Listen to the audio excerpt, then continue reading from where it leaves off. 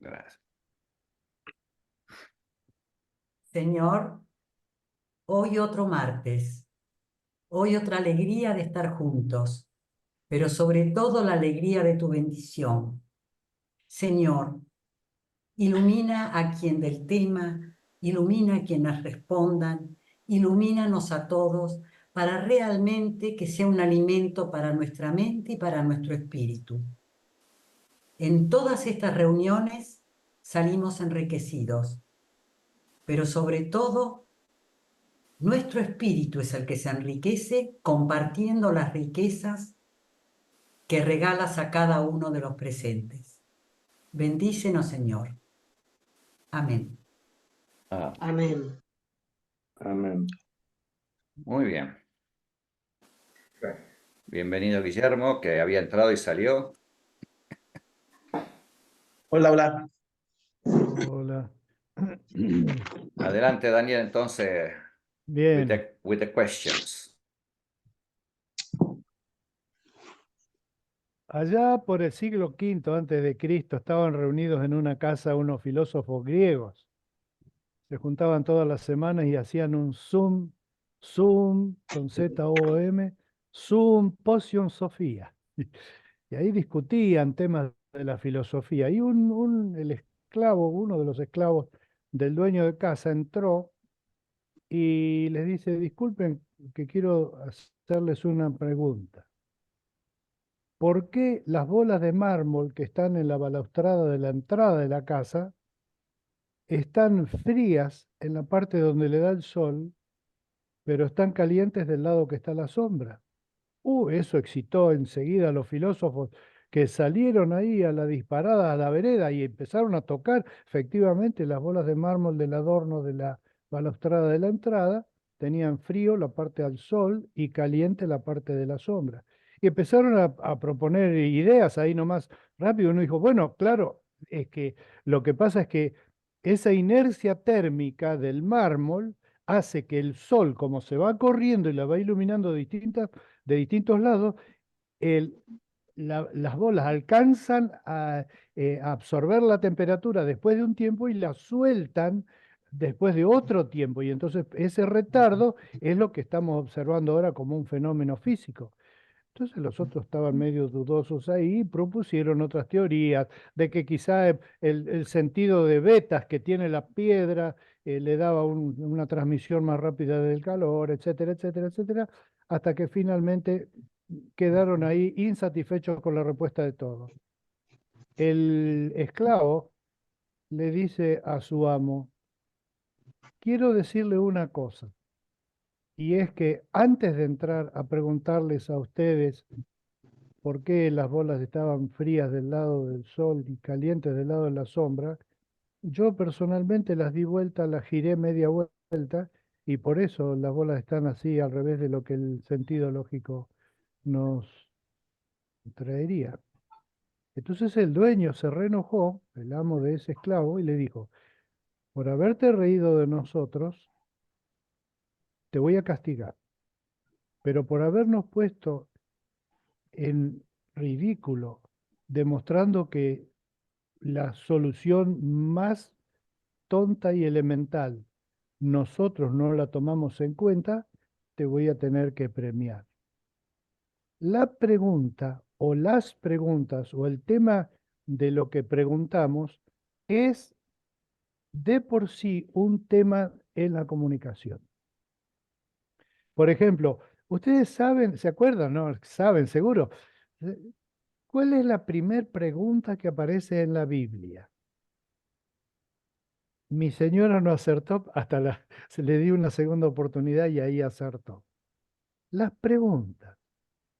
Las preguntas son en el lenguaje nuestro, o pueden ser en el mejor de los casos, me corrijo, un signo de inteligencia. Es decir, la pregunta es una cosa que vincula a un ser inteligente con otro ser inteligente, o más o menos en cualquiera de las dos extremos. Aún la pregunta tiene como una característica rara, y es aún la formulación de la pregunta, no la respuesta de la pregunta. sentido utilitario, digamos, de la pregunta, sino el mero magnetismo que produce una pregunta ya de por sí estimula cualidades que son propias y típicamente humanas. La pregunta madura entre dos personas maduras normalmente es el tipo de pregunta informativa, es decir, un sujeto le pide al otro que le proporcione cierta información. Pero las preguntas también tienen a veces un sentido de ser declaraciones encubiertas entre signos de pregunta. La típica era la que mi mamá usaba en casa cuando nosotros hacíamos algún comentario fuera de lugar para ella y ella nos decía entonces, ¿vos sos o te haces? Y esa no es una pregunta informativa y menos en boca de mi mamá, era una pregunta que tenía una declaración bastante dura de recibir en aquella situación. La Biblia, que es nuestro libro favorito, tiene infinidad de preguntas, ¿a cuál más linda? Algunas si hubiera un museo de las preguntas, algunas ocuparían un sitial de privilegio y otras quizá algún sentido, pregunta tonta que no merece la ocupación, pero preguntas como, por ejemplo, imagínate esto, ¿no? Eh, Jesús le dice a Pedro, Pedro, ¿me amas? Es, es una pregunta bravísima esa. Y el Señor Jesús era un maestro de las preguntas. Le preguntó a un fariseo una vez, ¿cómo? A Nicodemo, ¿se acuerdan? ¿Cómo? ¿Vos sos maestro de Israel y no sabes esto? Eso es una pregunta. Eso es una pregunta que tiene atrás todo un discurso. Esta pregunta que es graciosa, hay preguntas chistosas en la Biblia. La pregunta que hizo aquel siervo de Dios y que esos siervos de Dios, después de pasado unos días que Él le dio para que le respondan una inquietud que Él les había planteado, le respondieron así. Antes de la puesta del sol del séptimo día, los hombres de la ciudad le dijeron, ¿qué es más dulce que la miel? ¿Qué es más fuerte que un león? Y Sansón les respondió, si no hubieran arado con mi ternera, no habrían resuelto mi adivinanza. ¿Qué tiene que ver la ternera con el séptimo día? Con la pregunta que hizo este joven por una experiencia que él tuvo en una cosa que encontró tirada en el campo. Bueno, miren ustedes cómo hubo una excitación del pensamiento que llegó para él en el descubrimiento de la verdad de que efectivamente habían andado arando con, con un animal de él y no le habían dicho. La pregunta que Dios le hizo a Jonás, le dice, ¿tienes lástima de una enredadera y no tienes lástima por la gente que vive en Nínive? Esa pregunta a mí me ha sacudido mucho de pequeño.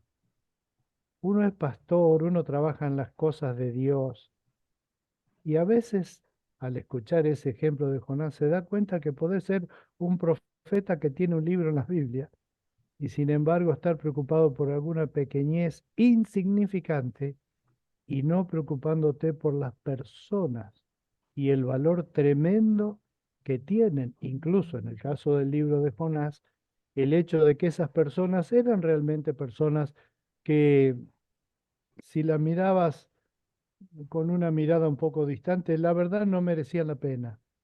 Y sin embargo Dios tuvo interés por esas personas y por eso mandó su profeta. Pero su profeta se frustró porque lo que Dios le había mandado predicar, que iba a significar una redención de esa gente, lo hicieron quedar a él mal porque él predicó un mensaje de juicio y le salió el tiro por la culata. Y la pregunta es, ¿cuánto valen las personas para nosotros que trabajamos como pastores de personas? Una que a mí me toca de cerca por el nombre es la de Daniel, cuando el rey lo tuvo que meter, lo tuvo que meter en el foso de los leones. Y a la mañana dice, apenas amaneció, el rey fue y a mí me parece escuchar su voz, retumbando ahí mientras los leones dormían, diciéndoles, Daniel, siervo de Dios viviente, ¿pudo tu Dios a quien siempre sirves salvarte de los leones? Otra pregunta linda. ¿Se acuerdan ustedes del líder del lado judío nuestro? Cuando fue mandado por Dios para liberar al pueblo y sacarlo de Egipto, y él preguntó, bueno, pero si la gente me dice, ¿y vos de parte de quién venís? Y Dios le preguntó a él también, ¿por qué querés saber? ¿Por qué querés saber mi nombre? Y sabemos que especialmente en el contexto judío, aunque en el cristiano también, hay todo un tema sobre el nombre de Dios. Y especialmente de el uso, la utilidad, la práctica de tomar el nombre de Dios para referirse a Él en alguna forma declarativa o algo, o para pedirle algo, o para plantearle a Dios alguna cosa que nosotros creemos que estamos necesitando.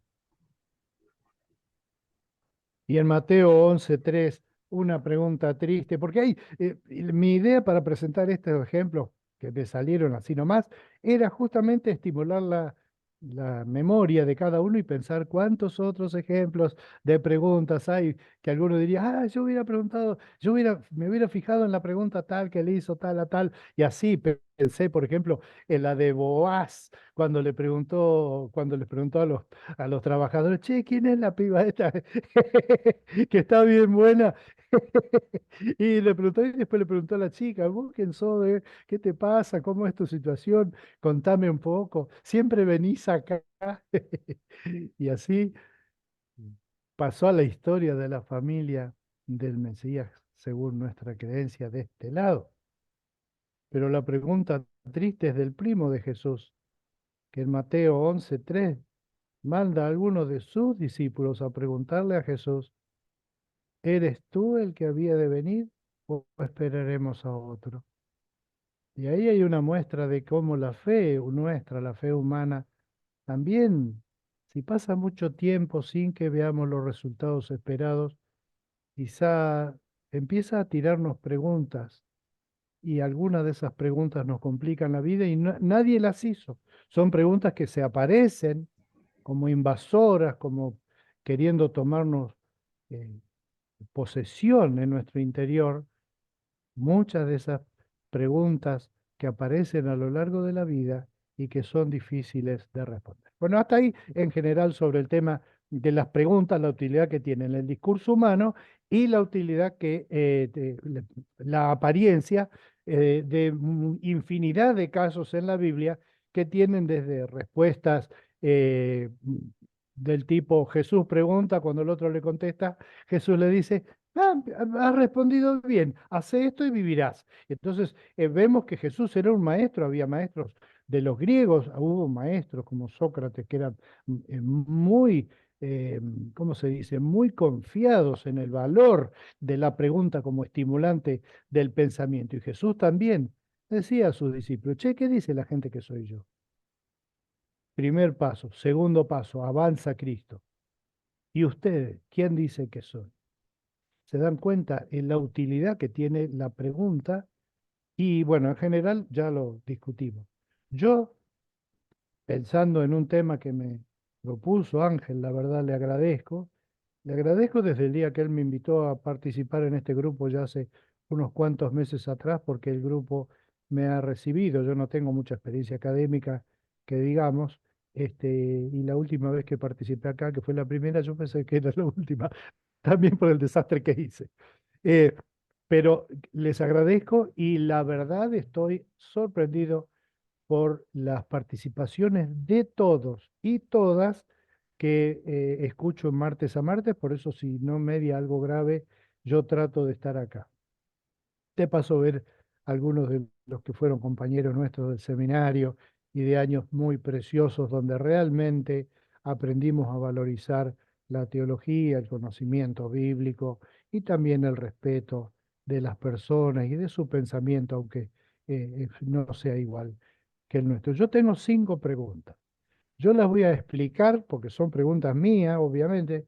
Quizá para algunos de ustedes eso no sea una pregunta, pero yo quisiera que escuchen estas preguntas y del lado judío especialmente, pero también de nuestro lado cristiano, propongan algún tipo de respuesta a la pregunta que ustedes elijan, también de acuerdo a cómo a ustedes les parezca que una pregunta puede ser importante o no.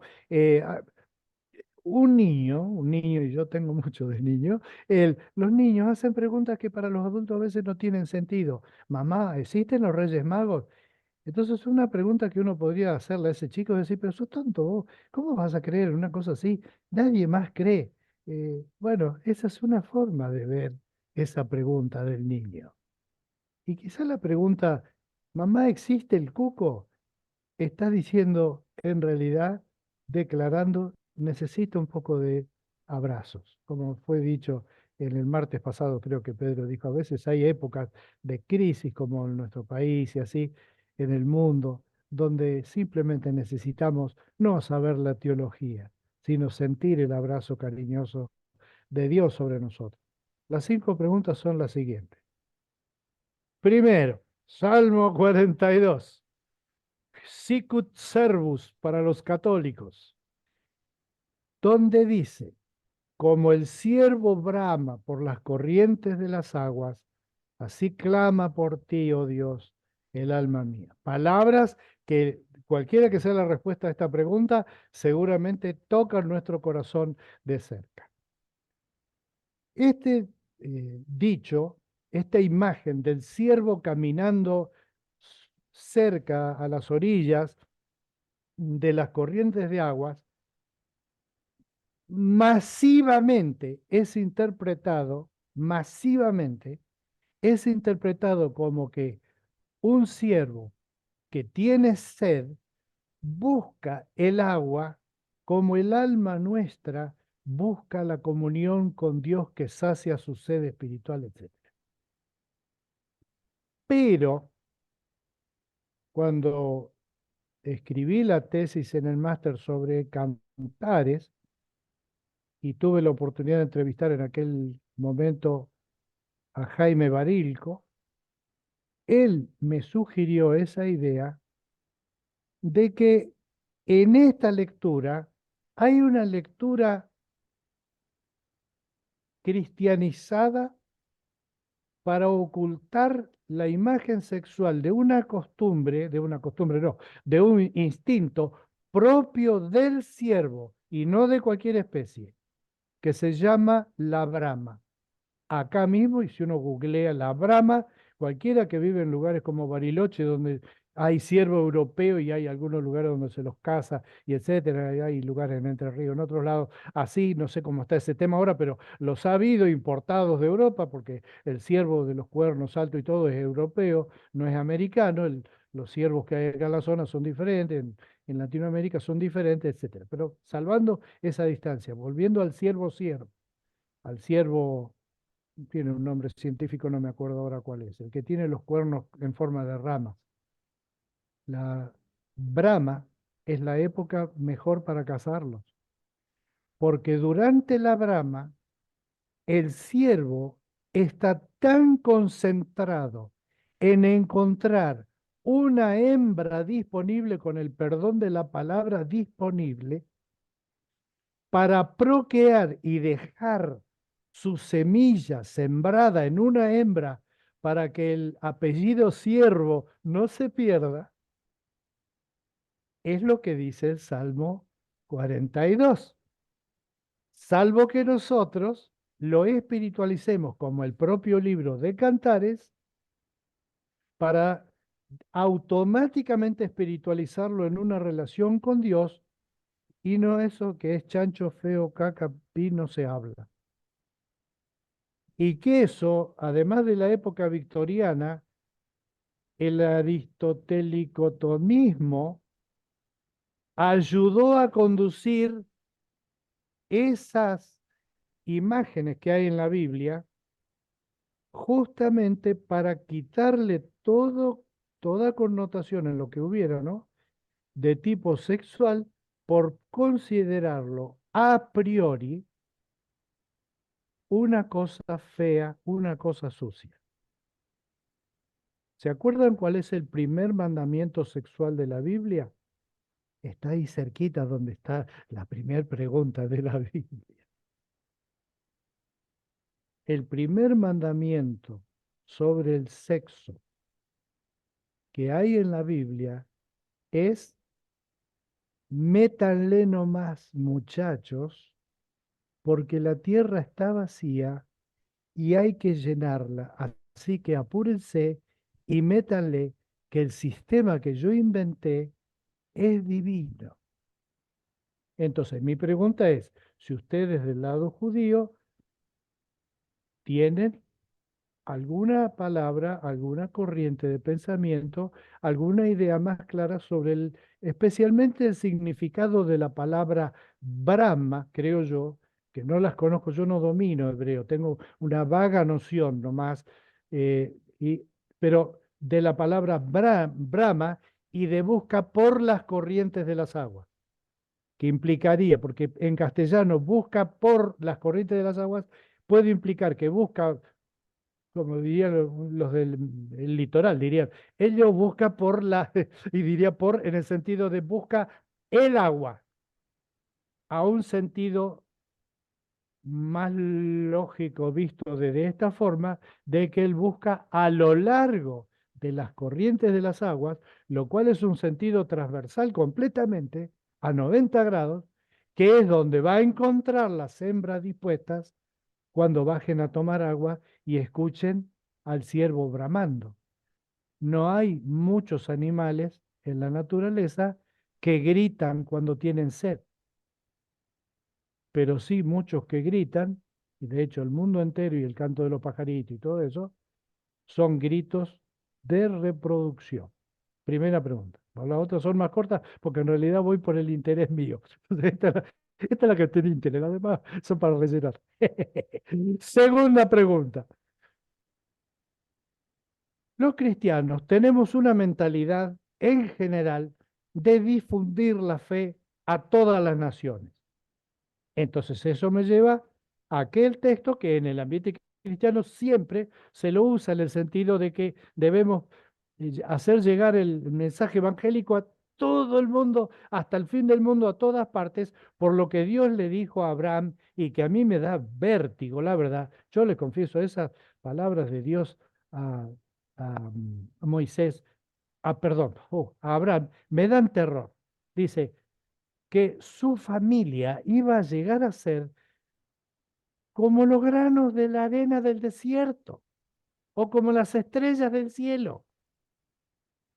A mí me da terror eso, porque en mi familia yo me crié con dos hermanos más, éramos 5 y éramos relativamente felices, teníamos con quién pelear, comíamos todos los días, íbamos a la escuela, todo esto. ¿Te imaginas una familia de 5.000 personas? Nosotros ahora a veces juntamos 30 para un cumpleaños. Es imposible hablar con todos, es un despelote de chicos corriendo, vasos que se vuelcan, todo, y la familia sigue creciendo. Con 30, 300, ¿cómo sería? 3.000, 30.000, 30 millones, 300 millones. A mí eso es el Big Bang familiar de Abraham. Y quiero preguntarles a los del lado judío, ¿qué esa imagen de Abraham y la idea de desparramar, de ser bendición a todas las naciones, en síntesis, ¿qué significa? ¿Cómo lo ven? ¿Cómo piensan que se puede practicar eso que dijo Dios, que es una especie de mandato promesa o promesa mandato, de que en ti serán benditas todas las naciones de la tierra? Cuando yo era chico, me acuerdo que al leer eso decía, y claro, mírame a mí, yo soy una persona que ha sido bendecido porque de la familia de este hombre pasaron los siglos y los siglos y los siglos y los siglos, y ahora estoy yo acá, salvo por la sangre de Jesucristo, gracias a aquello que Dios le dijo a Abraham. Tercer pregunta. El tema de la idolatría en Israel. Veo, me parece a mí, ¿no? como que ahí en el Antiguo Testamento una época de mucha idolatría, en la época de los reyes quizá. Sorprendente el tema de la idolatría de haber salido de Egipto. Si hay un lugar, bueno, Pedro puede saber mejor esto, sabe seguramente mejor esto, un pueblo donde la religión estaba bien hecha, esa estaba bien hecha. Muchos colores, mucho edificio, mucha institución, muchas prácticas. Y yo no veo que eso haya permeado al pueblo judío más que algunas costumbres quizá en el tratamiento de los cadáveres, en los cuerpos de las personas muertas. Eh, pero los tefilim que Raquel escondió en la montura del camello, ese tipo de elementos mágicos de otros pueblos. A mí me parece ver como que hay en esa época una especie de gran roce con los pueblos sinaíticos, que ahí es donde tuvieron problemas con otros dioses, con Moloch y los Baalim que encontraban ahí, etcétera, etcétera, que fue decreciendo para el tiempo de Jesús, que en el Evangelio no se nota mucho problema en el ministerio de Jesús con ídolos con estatuilla y ese tipo de cosas. Y que después, una vez nacida la fe cristiana, digamos, después de Pentecostés, salen al mundo grecorromano y ahí empieza otra vez el tema de lo sacrificado a los ídolos, etcétera. La otra pregunta que quería hacer, como verán estas últimas tres están ligadas, es el tema de nosotros tenemos un concepto muy fuerte en el cristianismo de la evangelización, aunque en cada grupo evangélico, de cristiano, perdón, en cada grupo cristiano, la palabra evangelización significa algo ligeramente diferente, pero siempre es la idea de la misión. Que ya pregunté por el tema de la misión vista por la misión de abrámica, digamos. Pero el concepto de salvación, en el Antiguo Testamento el verbo salvar aparece por todas partes y obviamente no se refiere a la salvación por la fe en Jesucristo, que puede estar en alguna de las profecías, seguramente e indiscutiblemente desde el lado nuestro, pero desde el lado judío pensar qué es la salvación. Si es una salvación del espíritu, si es una salvación física, si es una salvación circunstancial, ¿qué es lo que es? Y ligado a esto también el concepto del fin del mundo. ¿Cómo se ve del lado judío esto que nos trajo el eclipse ayer, otra vez la preocupación de si no sería ya el fin del mundo, ¿no? Del lado judío, ¿qué es la idea? ¿Cómo será el nuevo mundo? Eh, ¿Cómo será la determinación del fin de los tiempos y qué hay del cielo y del infierno? Bueno, miren, esto es un breve apunte así nada más por una pregunta que me encantó que me hizo Angelito y eso es lo que me gustaría, a lo cual quisiera que reaccionaran y lo que digan me va a venir bien. ¿Quién conduce esta parte? Acá Marcelo. Marcelo lo dejamos ahí. Bueno, Desmuteate y bueno, muchas gracias por las muy lindas e interesantes preguntas engarzadas en una muy buena exposición. Claro que yo me siento tentado de decir, estamos en el diálogo, por lo tanto no tengo por qué contestar nada. Puedo escuchar tus preguntas, apreciarlas y dejarlo ahí, porque el diálogo no No, es. no me dejes sin saber. No, no te preocupes.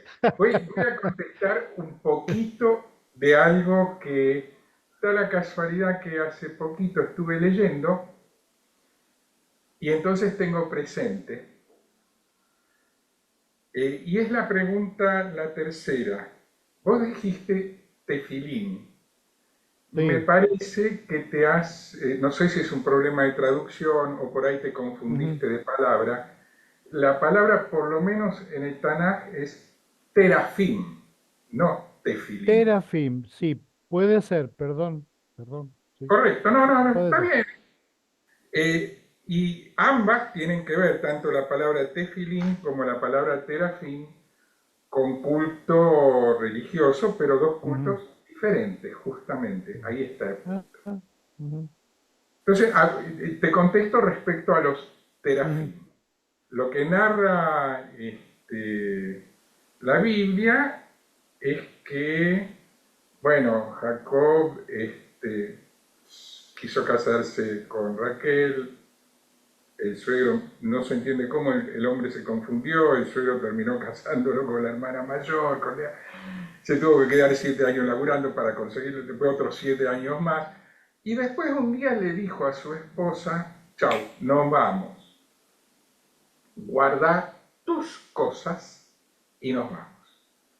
Y ella, cuenta la Biblia, guardó los terafín.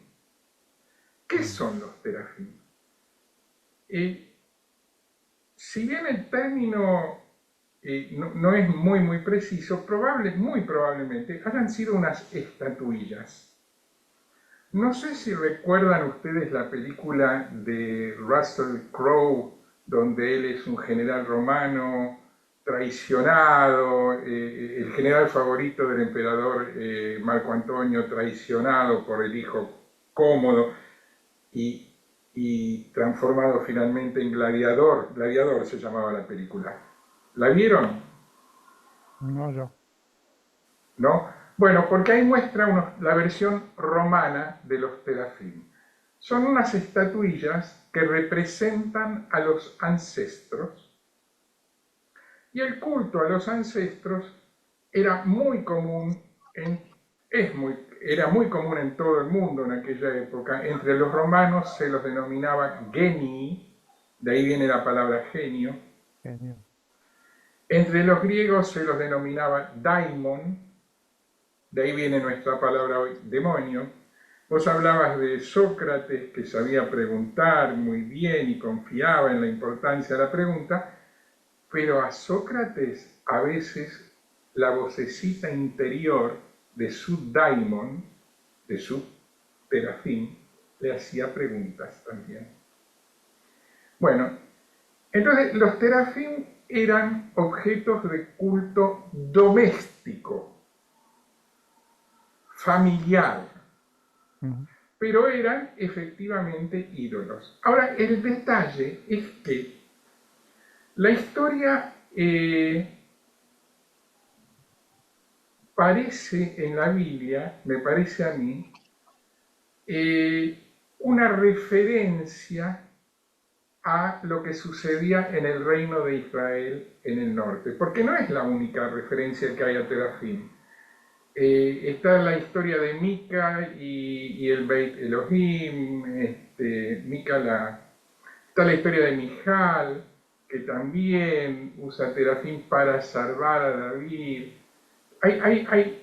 Bueno, los terafín funcionaban predominantemente en el reino del norte como objetos que se usaban para la adivinación. Y en el reino del sur, en Judá, por este mismo motivo, eran considerados problemáticos. Por eso el rey Josías los hace destruir. En el libro de Reyes narra que Josías también eliminó algunos adivinos, medios, y a los terafín, los ídolos y los fetiches. Todas estas cosas detestables en la tierra de Judá y en Jerusalén. Entonces, a mí me parece, esto por supuesto que es una lectura desde el punto de vista del método histórico crítico, ¿no?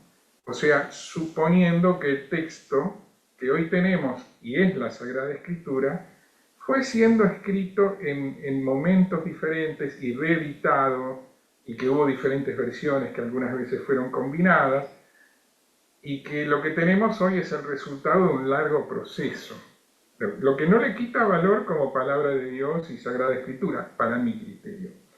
Entonces, es posible que la historia de Raquel robando los terafín de sus padres, de su papá, haya sido entendida en ese momento en el que se redactó para el reino del sur, ese capítulo, haya sido entendido del mismo modo. ¿Por qué? Porque Raquel es la mamá de Benjamín, Efraín y Menasé, que forman el núcleo de la población del reino de Israel. En cambio, Bilhá, junto con Bilhá, madre de Naftalí y Dan.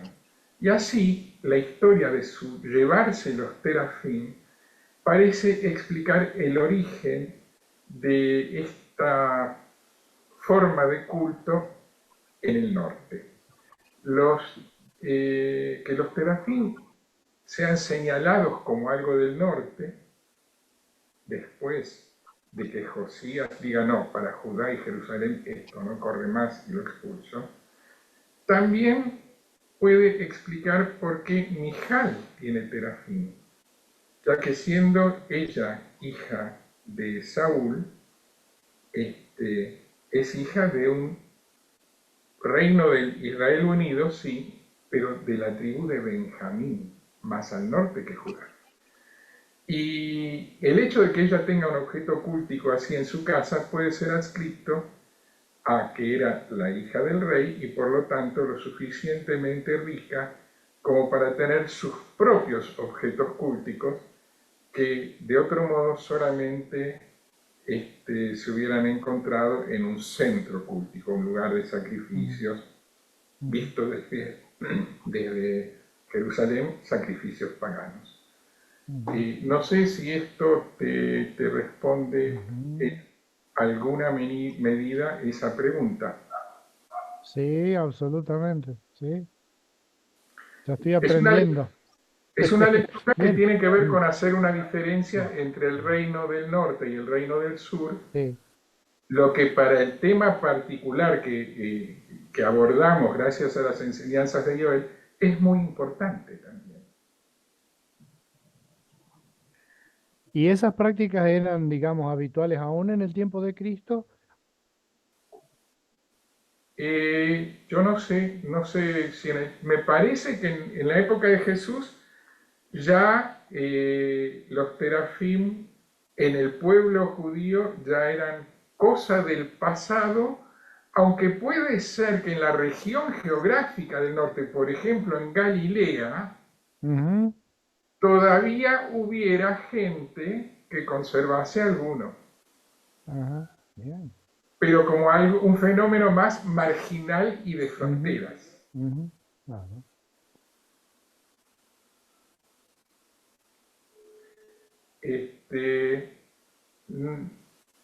Bueno, hasta ahí la respuesta a esa pregunta. Y por ahora me bajo, por ahí después agrego algo a otra. ¿Algún Acordate lo otro del comentario? ciervo. No me dejan sin ciervo, ¿eh?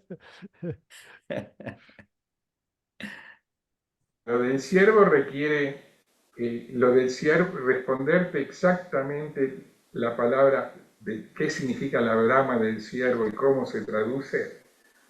Bueno, obviamente que la lectura cristiana de las Sagradas Escrituras dessexualizó mucho el texto, cosa que hoy en día también hacen muchos rabinos, aclaro. Ujú. Pero me parece que la respuesta a tu pregunta la tendría que, si quiere, darla mejor Joel que yo, porque él habla hebreo fluidamente, mucho mejor que yo. Muy bien. Entonces creo que es más indicado que responda él y no yo por ahí meto una pata y digo una tontería. Habilitate, Joel. Creo que tengo que contestar, no sé de qué se trata, no sé cuál es la pregunta. ¿A qué te referís, Marcelo?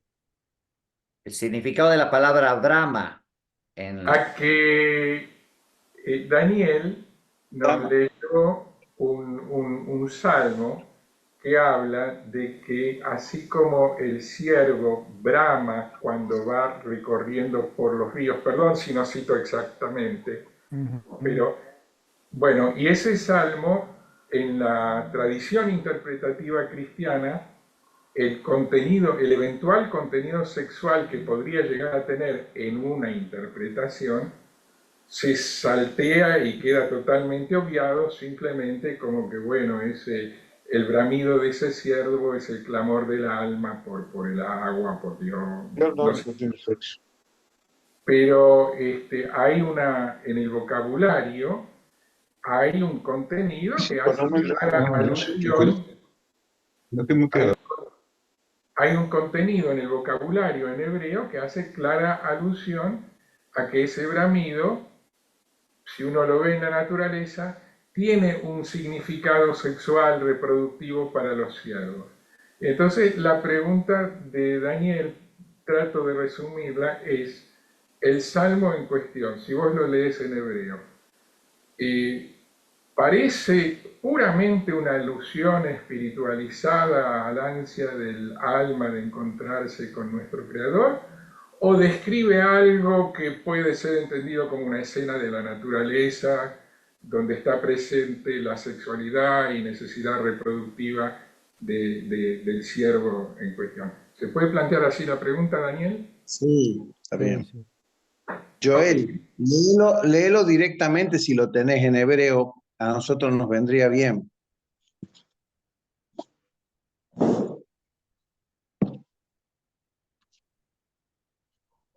Está Hay que mutado. habilitar el sonido. qué salmo es, Daniel? ¿Te acordás? Estamos 42. Salmo 42, Juanito. A ver si coincide, ¿no? Sí, sí, no siempre coinciden. No, está 42 bien, de pero qué no, es el 1. versión. La figura del ciervo es el 42:1.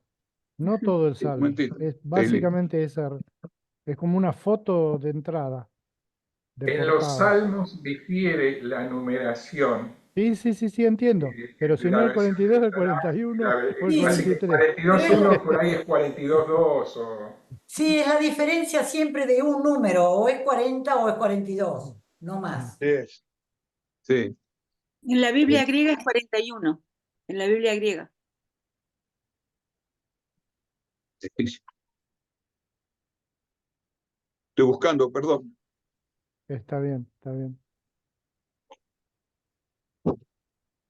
La Biblia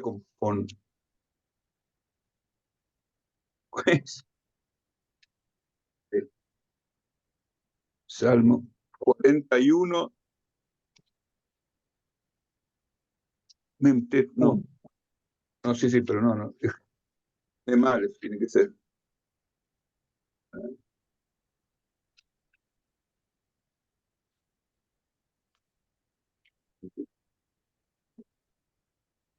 Acá estamos, 41:2.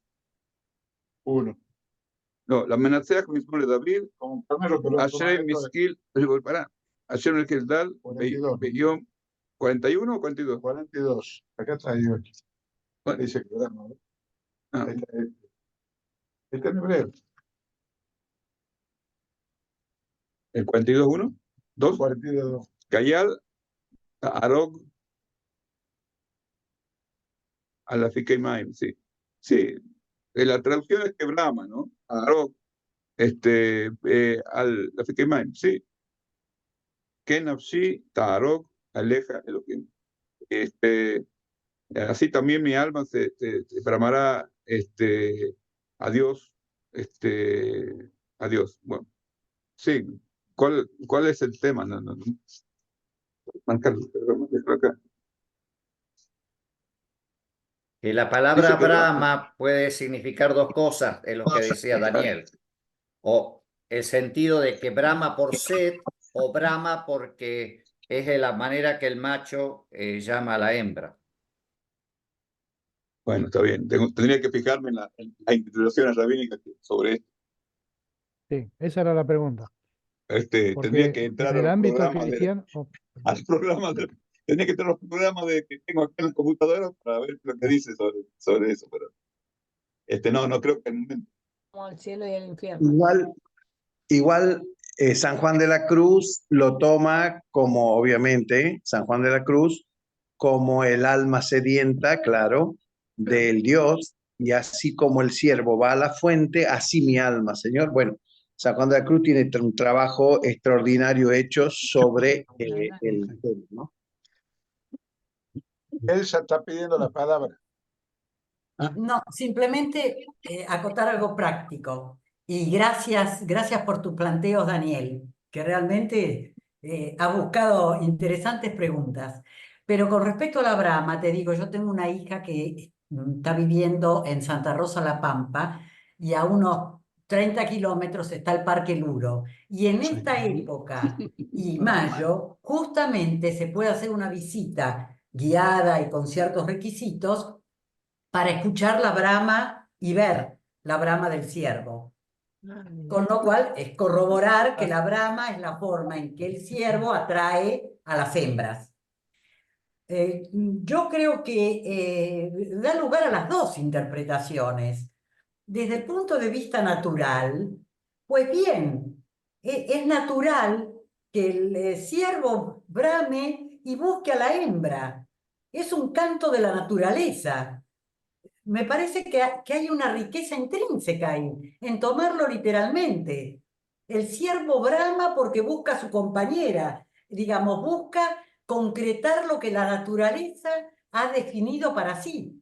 No se inventó él esa brama, ese sonido. Lo tiene, forma parte de su ser ciervo. Así que me parece que lo podemos interpretar valorando lo que la naturaleza con la cual Dios nos crea, la tenemos que valorar y apreciar. 32.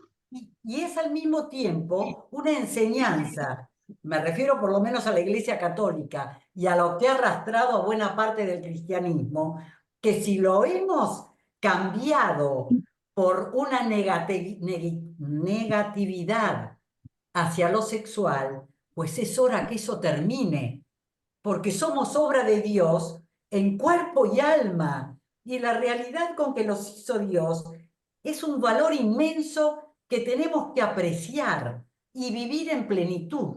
Así que creo que por un lado valoremos esa interpretación y por otro lado, si queremos algo simbólico, lo podemos simbolizar también como que el ciervo va al agua y como el ser humano va al agua, entre comillas, buscando la unidad con Dios, la riqueza que Dios le puede dar, el sustento, el amor de Dios, que responde a una necesidad humana. Así que me parece que no son interpretaciones contrapuestas, sino que las contrapuso la visión de la cultura humana y que tal vez la podemos tomar de la Biblia con la riqueza con que Dios nos crea. No sé, es como yo interpreto esta propuesta que nos ha hecho Daniel. Igual el De cantar es acuerdo. mucho peor. ¿Puedo hacer una pregunta? Sí. Sí, dale, no me Ya que pierdas. vos hiciste, ya que Daniel hizo preguntas, en realidad no se responden con preguntas. Pero recién estaban hablando, o estábamos hablando, de que el pueblo va al exilio, Judá también. Judá también. Es decir, no el norte y Judá, en realidad todos, porque ellos dejaron el amor a Dios. Y la palabra es idolatría, está relacionada con, o lo expresan a nivel sexual. Este es el tema. Por lo tanto, lo que dicen, así como uno engaña... Jeremías 3. ¿Perdón? No, Jeremías 3. Bueno, perfecto. Que fornica con otros otro pueblo. que Bueno, trae con otros, claro. exactamente es Otro Dios. ahora, esa relación es idolatría.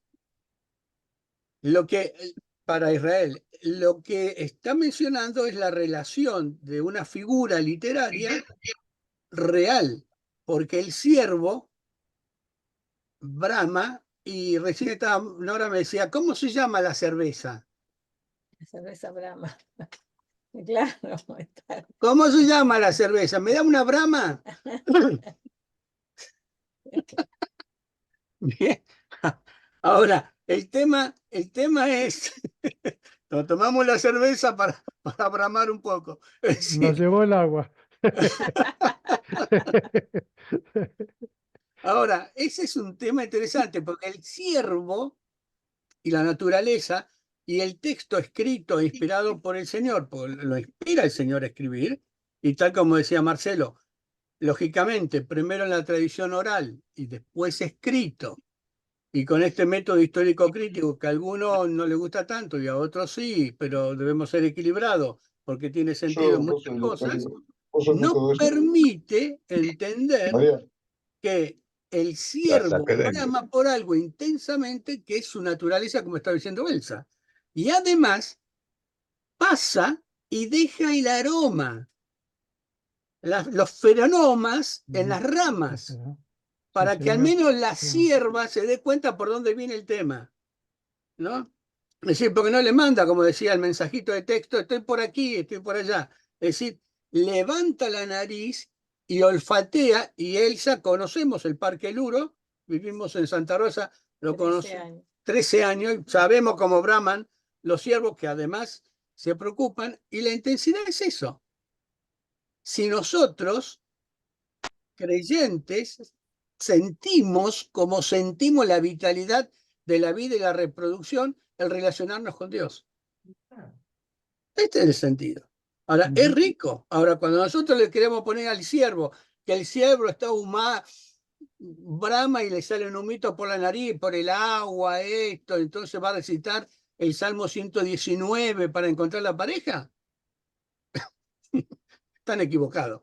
Así que lo que pasa es la intensidad. Y con los ídolos, con los dioses lares y penates, tal como mencionaba Marcelo, yo cuando hiciste las preguntas, Daniel, yo dije, le pensaba, Ángel, tenemos para una temporada, porque cada pregunta de esta podemos tener unos cuantos martes como para ilustrarnos mutuamente, porque es muy grato, especialmente en cómo se pregunta y cómo se responde.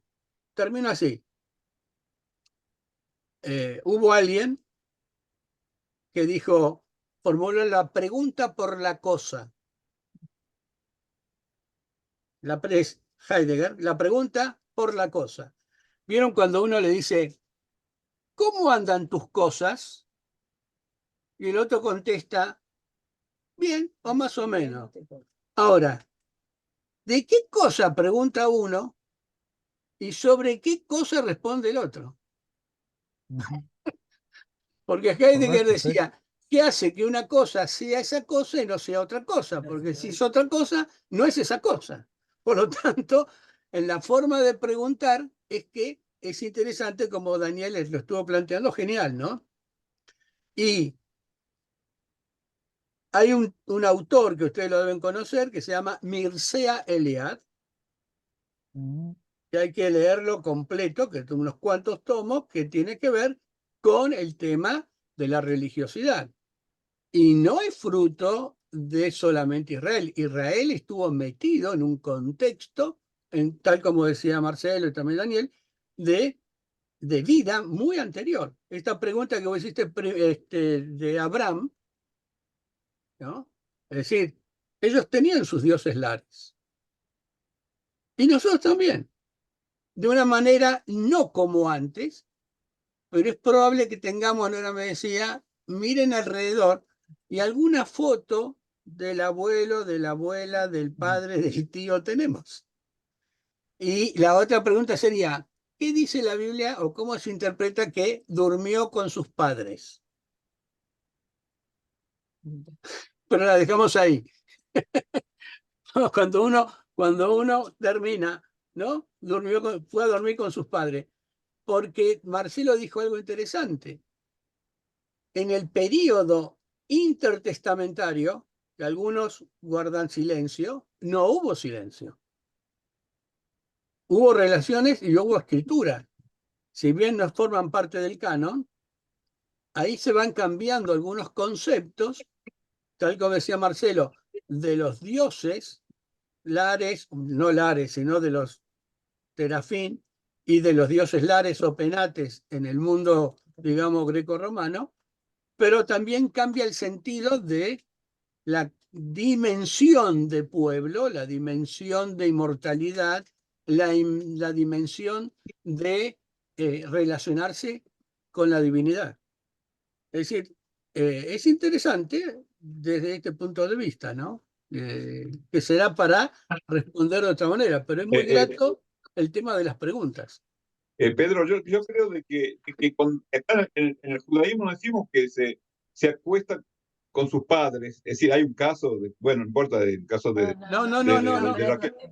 sino de que se dice al muerto se fue juntado con sus padres, porque en la ¿cómo se llama? En las tumbas se juntaban en el sarcófago. Exactamente, Joel, a eso. Es decir, todavía hay un concepto en donde se habita con los que ya murieron. Tumba colectiva. Sí, pero hay un concepto el concepto que el pueblo hebreo tiene con respecto a los muertos y los que formamos parte, digamos, no hebreos, de otro grupo, los indoeuropeos, con respecto a sus muertos. Es interesante que se va cambiando, tal como decía Marcelo, siguen con los dioses lares de otro estilo, ¿no? Y hay todo un sincretismo en ese periodo de 400 años que comienza toda la relación con el mundo grecorromano.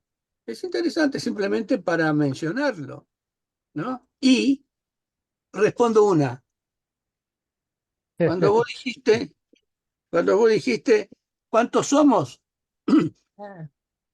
El pueblo, el texto hebreo dice, tiene respuesta de que toda la humanidad parte en el texto hebreo de Noé. Por lo tanto, en una relación futura de Abraham, todos los que derivan de Abraham van a ser todo el mundo. Por eso algunos dicen, ¿de dónde derivan los japoneses que tienen los ojitos así, los chinos, cuando nosotros no los tenemos? Y en el texto bíblico también aparece como una relación con aquellos que fueron para los extremos, tal y tal. Es decir, son interpretaciones o lecturas que se hacen de la Torá, pero tenemos a Sem, Cam y Jafet.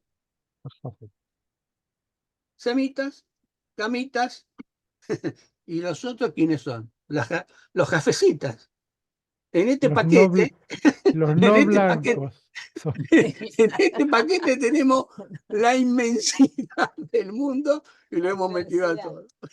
Ham, que viene de caliente, son los negros. Exacto. Ah, esos son los no blancos, no se dice negro. Vamos a tener un lío. No. Bueno, usen la brama, ¿eh? Ojo con la brama, ¿eh? Mejor Estamos en pidan periodo de brama. una otra cerveza, Lo que es interesante es de que para lo que nosotros, los monoteístas, son Abraham, Isaac y Jacob, sí. Son los padres. En el hinduismo es la Trimurti, ¿no? Es de Brahma, Krishna y Shiva. Nada. ¿No? Son dioses, la para nosotros cerveza, son personas. No cerveza. Y tienen las mismas características. Claro. Bueno, pero es otro tema. Pero bueno, sí, la tradición judía dice de que cuando a Abraham, a los hijos de sus concubinas, le dio regalo y los mandó a Oriente. Exactamente, Joel. Por eso vienen hay una conexión entre las concepciones religiosas. Somos todos parientes, no nos podemos escapar. Sí.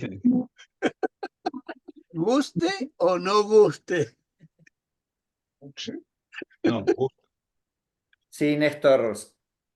Sí, primero quiero agradecer que estoy en este grupo, que me invitó mi hermano, porque estoy aprendiendo un montón. Yo no soy teólogo ni estudié teología, salvo en el colegio, en el secundario, de Sagrado Corazón. Quería agregar algo que dijo Pedro, técnicamente, científica, ¿me escuchan? Científicamente, espera, ahí está, ahí puede ser.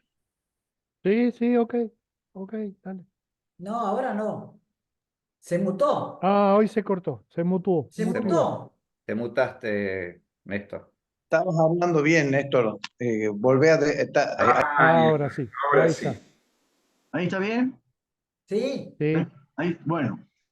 Lo que decía Pedro, creo que el nombre, es que en las especies animales, incluso en los insectos, hay una atracción sexual, hay una feromona, que es una hormona sexual, Sí. donde se atraen para crear una progenie, para poder seguir persistiendo en el mundo. Y entonces esa brahma que hablan ustedes, que habla la Biblia, es un bramido del onix, que es el género del ciervo, es un Onix. bramido, pero el bramido ese viene relacionado con una hormona sexual. Si esa hormona no existe, no hay apareamiento, porque el apareamiento es, tanto los animales como los insectos, es para procrear, para perpetuar la especie. Entonces, como dice Pedro, creo que es el nombre Pedro, es muy cierto, lo deja en las ramas, en los árboles, en el césped, en el pasto, ahí está la feromona, hormonas sexuales, para que se apareen tanto insectos como animales y se puedan procrear. Eso es lo que y el bramido viene, para mí, el bramido viene como un acto complementario a eso.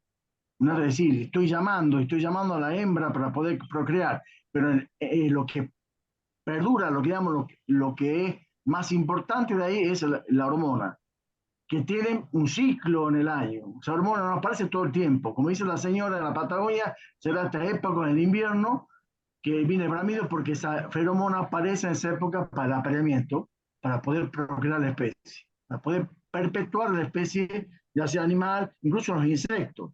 Pasan todo esto. En la agronomía se ve mucho el tema de las feromonas o hormonas sexuales. Yo quería agregar esto científicamente, pero reitero, el agradecimiento está en este grupo porque yo aprendo un montón. Y bueno, ahora tengo que leer un poco de teología para poder competir con ustedes, por lo menos hacer más preguntas más profundas. Pero eso quería intervenir sobre todo para agradecer al grupo. Eso es todo. Tengo entendido que, salvo la raza humana, todas las especies vivas usan algún tipo de comunicación química, electroquímica o algo para comunicarlo la disponibilidad y las posibilidades reproductivas. El ser humano entiendo que es la única especie que puede tener sexo reproductivo siempre, desde su despertar sexual hasta el ocaso reproductivo, de las hembras Exactamente. y de los machos. Así es. Así es. Y no solamente para procrear, pero convengamos que no es así. La especie animal, los insectos, etcétera, son los que tienen ese atractivo sexual a través de la hormona para poder procrear, porque si no se extinguen en el mundo.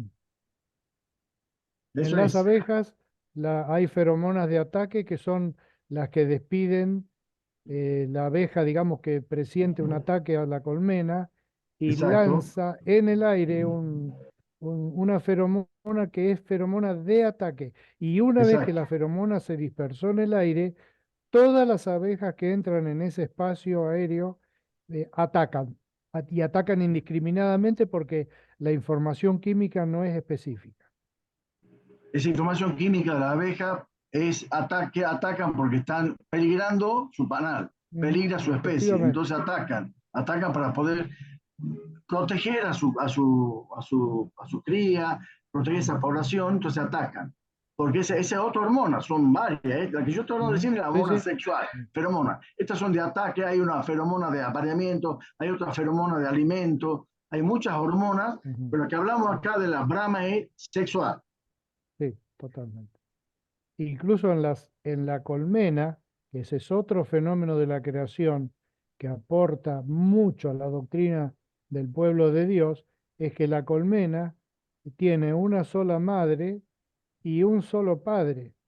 Y Exacto. tienen miles y miles de crías, pero la colmena es el individuo. Nosotros pensamos en términos individuales siempre. El hombre, la mujer, la pareja, Adán y Eva, pero la que se reproduce en las abejas es la colmena, no la abeja. No es que se Exactamente, así es. forman miles de parejitas y ellas tienen sus su abejito por ahí, sino que la colmena, que puede tener 60 o 70.000 individuos, todos nacen de la reina, Las reinas. que es Sí, fecundada una sola vez, con Sí, alguna excepción, por un solo macho que tiene el terrible honor de fecundar a la reina y después sí, muere y chao. después muere. sí, Es así es. interesantísimo, porque puede agregar también al tema, yendo de vuelta de la pregunta que yo hice, ¿no? No solamente yendo sobre lo sexual, digamos, como un sistema reproductivo, como casi utilitario, como muchas veces la gente ve a lo sexual como algo utilitario, donde el, tiene un fenómeno social sumamente importante. Y de hecho, la razón que dice en el Génesis de los judíos, por la cual Dios creó la mujer, dice, no es bueno que el hombre esté solo. Exacto. Y eso habla no de la necesidad de reproducir la especie, que Dios podría haber inventado un montón de sistemas, incluso el sistema colmenar podría haberlo usado, sino el, el, el propósito comunicativo, social del sexo, que entonces le quita ese temor que a veces tenemos los cristianos a de que cualquier cosa que ya suena sexual, chau. Digo, Ah, los pastores tenemos un problema cuando predicamos, porque hay textos que no los podemos predicar libremente. Cuando dice, predicar de la Biblia, cualquier texto que vos quieras. Dice, bueno, voy a predicar de Cantares. O si él me besara con besos de los, ¿cómo se llaman? Los cabritillos, el- y sí, pero como hay chicos, y bueno, mejor me callo y mejor no digo nada y mejor me voy a la interpretación tradicional, que yo lo amo al Señor y Él me ama a mí, y no profundicemos más porque si aclaramos, oscurece. Y para mí es un empobrecimiento del texto bíblico y por lo tanto de la palabra de Dios. Es una parte de decir, mira, Padre, yo acepto tu palabra, yo amo tu ley, menos estos pedazos. Y no me siento bien con eso, francamente. Bueno, yo creo que cualquier persona, digamos que además del desarrollo de su espiritualidad, tiene un desarrollo intelectual y tiene un análisis, bueno, se da cuenta que eso es algo tan obsoleto y que si yo valoro X cosas de Dios, no puedo dejar de valorar todo lo que Dios hizo. Ujú. Es un principio básico. Yo no puedo estar recortando lo que me gusta o lo que no me gusta de Dios, porque estaríamos con la misma situación. Pero bueno, dejémoslo ahí. Yo quisiera rescatar una de tus preguntas, la número 4, y me gustaría que nuestros hermanos judíos nos den respuesta al tema. Vos hablaste del concepto de salvación de Sí, ellos, señor. hablaste de cómo ven el concepto del fin del mundo y como si fuera poco, cómo será el fin de los tiempos, si hay cielos, si hay infierno. Bueno, es una buena temática. Así que yo estoy a la expectativa de que nos informen de esta visión de ustedes. ¿Qué tenés que hacer el martes que viene? Yo en lo posible estar acá. Y los próximos 15 martes, porque Sí, no los es para próximos uno. 15 martes. Y bueno, vos sos el culpable, Daniel. Abriste la puerta, ¿eh? Yo siempre hablo de que abren puertas y ventanas, pero una puerta, viste, con muchos caminos, que hay que transitarlos todos. Así es. Y la Bueno, verdad que sí, que no es para una respuesta de un minuto. y bueno, O entonces sí, la dejaremos para, sí, no me sé, lo que parece que ustedes sí. dispongan. Habrá que dedicarles tiempo al próximo encuentro. Tal vez pueda ser Ujú. ese. No, a ver, Bueno, te cuento de que, para hacerlo cortito, ya lo dije varias veces, en el judaísmo, desde el momento que Adán salió del paraíso, fue echado, Adán y Eva, pasan 6.000 años. Si contamos en la Biblia, y si hay cálculos, tengo unos mapitos de que estamos próximos faltan 200 para cumplir el año 6000. Y de ahí se pasa, o antes inclusive, porque dice Beitaki llena, va a ser antes, se pasa a otra ecología, al mundo por venir. Hay ya un mundo sin pecado, es un mundo ya de paz, shalom, no solamente, no quiere decir falta de guerra, sino armonía, completación. Comprensión, entendimiento, empatía, todo eso. Todo, sí, y bueno, pero eso es el final del proceso Hemos sido, otras interpretaciones rabinas de que nosotros venimos y la iglesia también discute eso, a reparar el pecado original. Es decir, hacemos con pecado y tenemos que repararlo. Y bueno, pero hay un final donde ya se supera todo eso. Y en el judaísmo hay una versión, es decir, nosotros tenemos que hacer el esfuerzo, pero también hay una fecha, que nadie se sabe, está prohibido calcular fechas, pero se sabe que hay una fecha determinada. Y si se convierten, es decir, hacen chubá, o no la hacen, la fecha esa se cumple. Y se pasa a la otra, a la otra ecología, al mundo por venir. Es decir, no se espera que todo el mundo... hay interpretaciones, muchas interpretaciones sobre eso, pero estoy contando la más popular, digamos así, ¿no? Bueno, no quiero entrar más en ese tema, es un tema grande, pero el fin del mundo existe, ¿no? De acuerdo al judaísmo, estamos cerca. De acuerdo al cristianismo ya pasamos. De acuerdo con eso, estamos cerca. Lo que es interesante, estamos hablando con un teólogo católico, en casa de que con la aparición del cristianismo y de Jesús, en el judaísmo comienzan los 2000 años de los días del Mesías. Son 2000 años mesiánicos. Que son los últimos, la última etapa. Creación. Sí, la etapa de los 2000 años de caos, 2000 años de ley y 2000 años de Mesías, de los días del Mesías. Bueno, o las huellas del Mesías, otro tema. Pero que hay un final, hay una fecha, inclusive, que no la conocemos, está prohibido calcularla. Lo único que podemos saber hoy en día es que estamos cerca. Pero,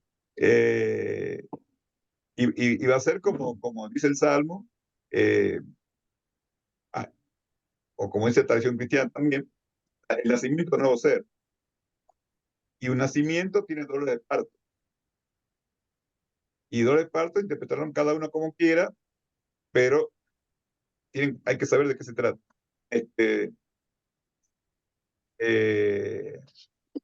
Bueno, ahí nomás. No entremos en escatología, porque ahí ya es complicado. Nosotros tenemos la virtud de complicarla un poco más. Claro. Tenemos los amileniaristas, premileniaristas, postmileniaristas, el hombre de pecado, y encima decimos que Jesús va a volver. Por eso la pregunta sería, Señor, ¿vos vas a volver o vamos nosotros?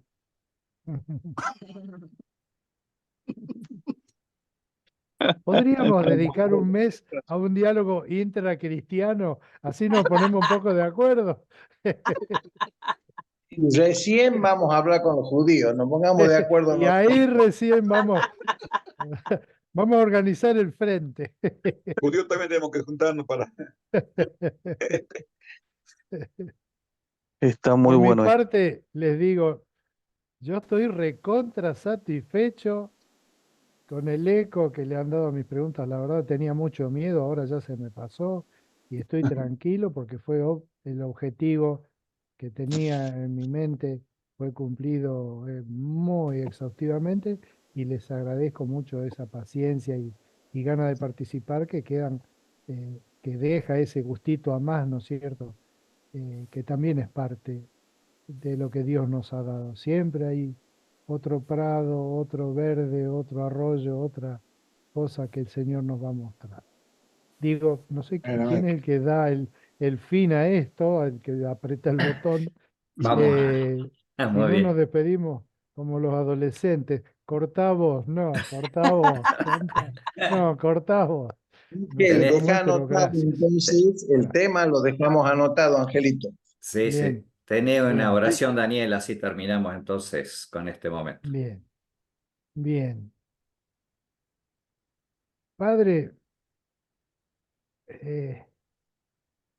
nos damos cuenta que hay algo, ¿cómo decir? Infinito en cada ser finito que vemos acá. Estuvimos hablando hasta de abejas hace un rato. ¿Qué tenías en tu cabeza, Padre, el día que decidiste crear las abejas? Y el olor del café, las flores, el canto de las aves, la brama del ciervo, la mirada en los ojos de la mujer amada. ¿Qué tenías en tu mente cuando creaste la piel de los bebés? Padre, tu mundo es maravilloso y nosotros nos damos cuenta que a veces complicamos nuestra existencia en el propósito tuyo, pero que de paso vos has hecho las cosas de tal manera que no se rompe ese plan, se mantiene y se va a mantener por siempre, porque vos sos eterno desde antes y sos eterno para después. Por eso te honramos y te bendecimos y estamos felices contigo. Amén. Amén. Muy bien, muchas gracias. Hasta el martes próximo, Dios mediante. Un gran Adiós. abrazo. Luego, chao. Adiós.